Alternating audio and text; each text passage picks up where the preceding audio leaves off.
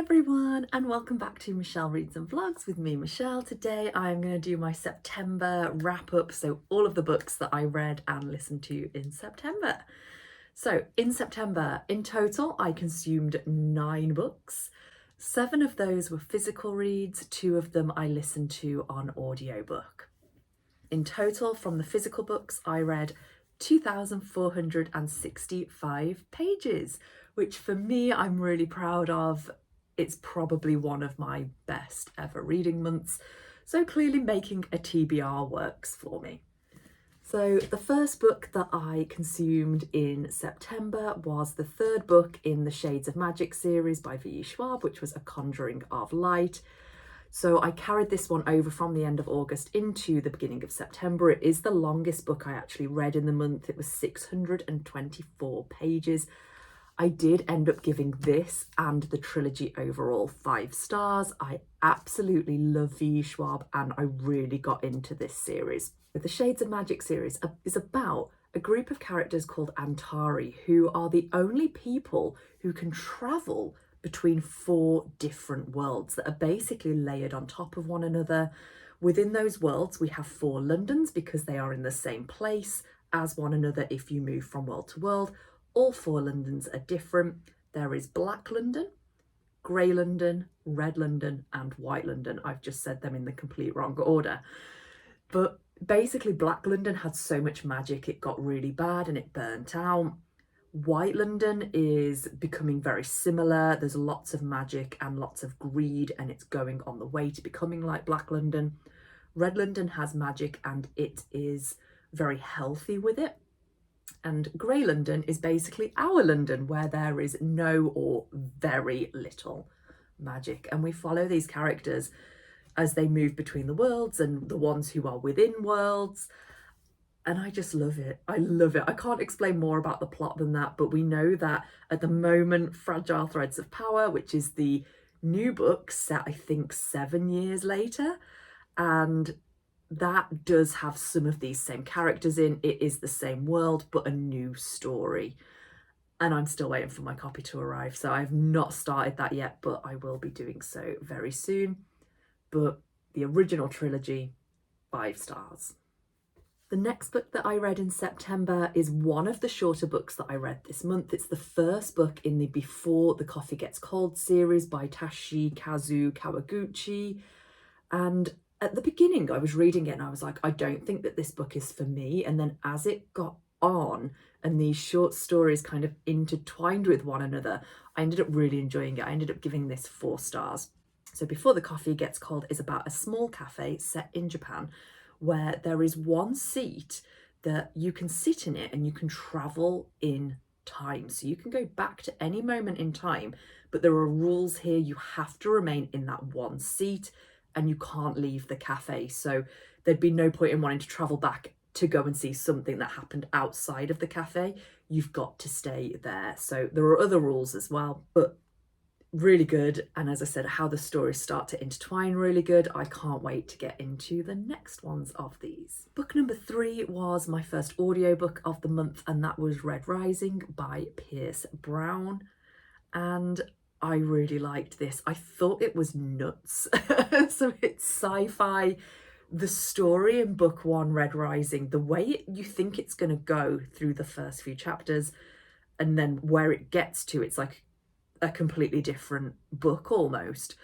And I'm finding with this whole series that you just have to not expect anything. You just have to go with it. And it's just kind of shock and twist and turn after one another. I'm loving reading these books on audio or listening to them on audio purely because of all of these turns. Like, it's just, I'm sitting there going, oh, shocked, absolutely shocked. So really enjoyed book 1. I will mention that later on in the month, my 4th book of the month was the 2nd book in the Red Rising series. So I went on to listen to Golden Sun, also by Pierce Brown, obviously. And yeah, I thought that overall these first 2 books were a bit crazy. They were a bit all over the place. I'm already started book 3. That's going to be one of my ones I carry into October.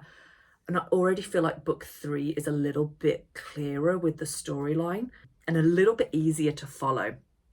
But books 1 and 2, they were still brilliant. I still gave them both 4 stars. Probably not that 5th star, just because I'm not sure I would really listen to those again, even though I really enjoyed them. So for those of you who don't know what Red Rising is about, we are following a character called Darrow, and he lives in the future, thousands of years in the future, where there is a colour caste system. So humans have evolved, and they've evolved in slightly different ways. So the colours span from being red at the bottom, who are basically very basic labourers, all the way up through the colours to gold at the top, who are basically the people in charge. They have really high intelligence and they run everything. Darrow is a red. He is born into being a red, and something happens that spurs him on to become a part of the rebellion, to have a look at the world in greater detail and to try and basically free people who are in slavery. And we can't say much more because it goes mental after that point. But if you like sci-fi, if you like fast-paced stories, I would definitely recommend it, and I would really recommend it on audio. Book number 4 that I read in September was In Memoriam by Alice Winn. This was the winner of the Waterstones Debut Fiction Prize, and I can 100% see why. I gave this 5 stars easy. I don't even know why I had to look at my little sheet there. 5 stars. I did a vlog about this, which I will link up above and down in the description bar. And this book was just perfect. It is about a group of men who are basically at the end of their boarding school life, and then World War I breaks out, and we start following them to the front. We see their relationships with one another before the war and then during, and how it changes. There is a love story here between 2 of our main characters, and it was just brilliant. Horrific, because Alice Winn, such a good writer, so good, but then it almost felt like we were there experiencing the horrors of war with these people. So brilliant, heartbreaking, 5 star. I probably won't need to ever read this again because it will stay with me forever. Similar to like The Book Thief by Marcus Zusak. It's one of those books where it touches your heart. It really got to me. So brilliant, would recommend, 5 stars. Next up, we have the second longest book that I read in September. This book is chunky, and the reason why I chose it for my September TBR was because I basically want to unhaul it. It's that kind of book that I wanted to read and then be able to unhaul. I ended up really getting into this. There were a lot of characters to begin with and a lot of different kind of threads on the storyline, which at first I didn't like, but after the kind of first 200-300 pages, I really got into it, and I really got into following the story of our main character. What I didn't like about this book is it basically has the trope of, I don't want to say cheating, because what happens is her husband of many years basically turns around to her and says, I want to have a break. I'm going to go away for 6 months backpacking. You're not going to hear from me. I am going to be able to be with other people whilst I'm away, which basically means you can too. But I will come back in 6 months. I need this for myself. So what we basically see is her dealing with that, and then how that time goes when she's been left. And I just didn't like that premise.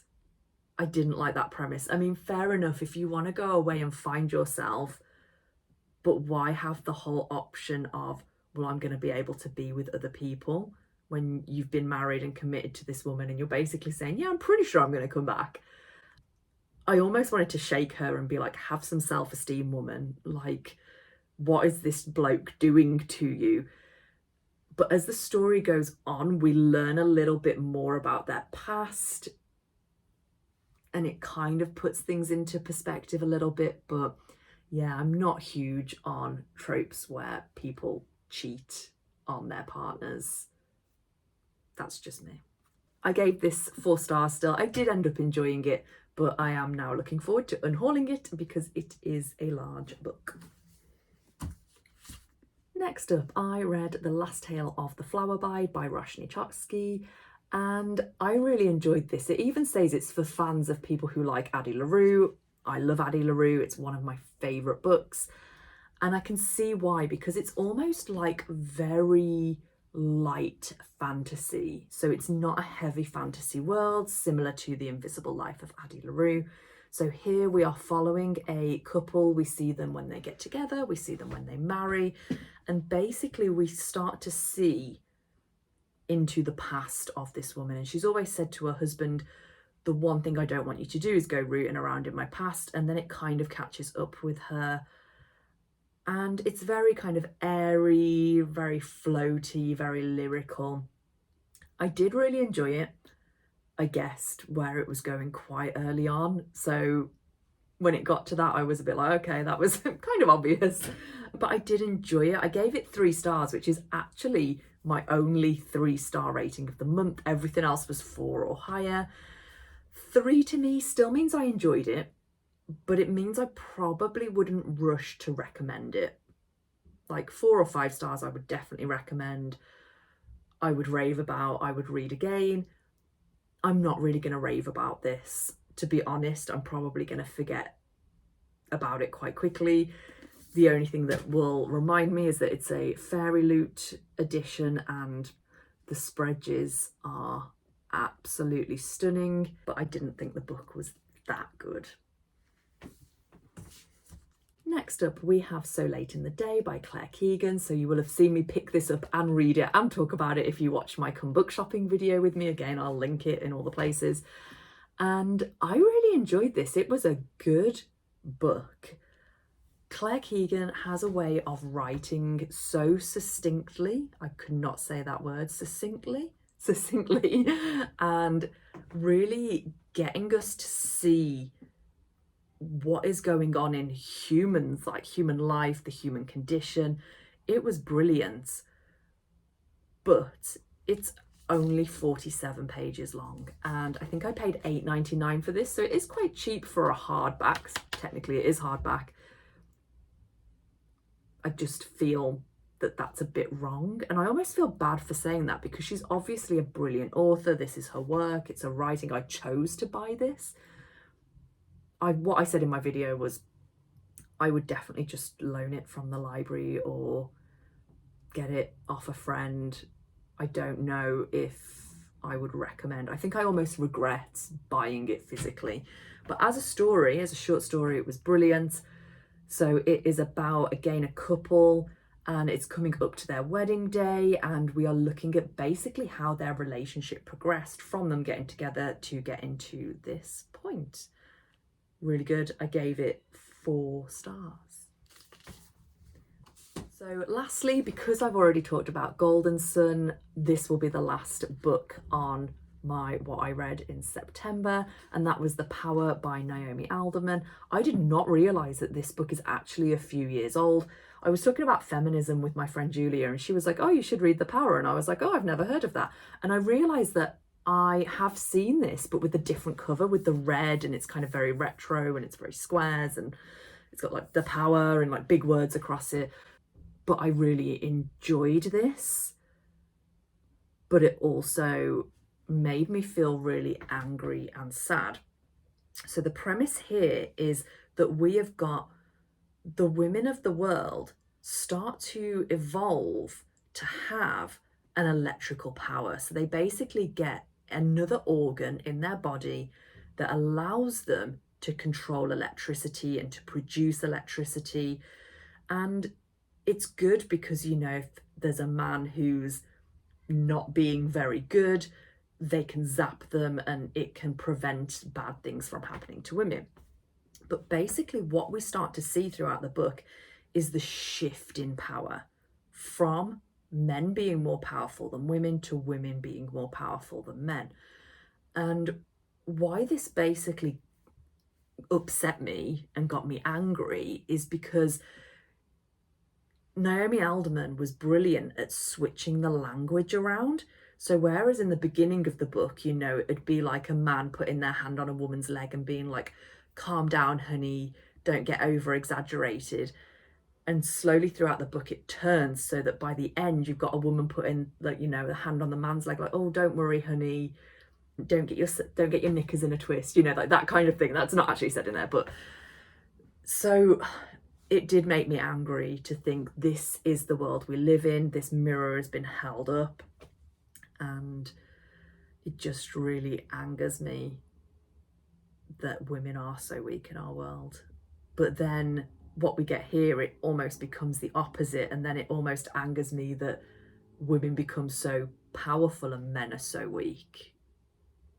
Where's that even playing field? Anyway, it was brilliant. Really enjoyed it. I gave this 4 stars. So out of the 9 books that I consumed in September, I gave 2 5 stars. That was the Conjuring of Light and In Memoriam. And then I gave 6 4 stars, which is amazing. Like, what a good reading month. And then just the last Tale of the Flower Bride was the 3 star. So I had a brilliant reading month. Clearly making a TBR works for me. It's really powered me through reading. I am going to say the books that I'm carrying over into October, I have started A Study in Drowning by Reid. This was one of my anticipated autumn releases. I'm only about 30 pages in, but I'm really enjoying it so far. It is a good book.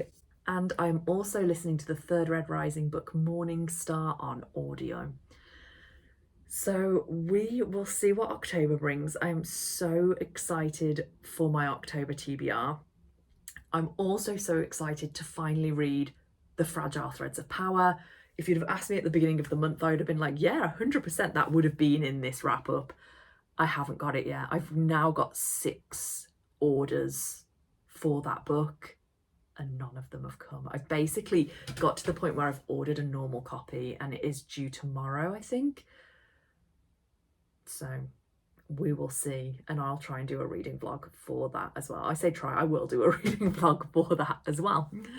So thank you very much for joining me today. I hope that you have a lovely rest of the day wherever you are, whatever you're up to, and I will hope to see you in the next one. Bye.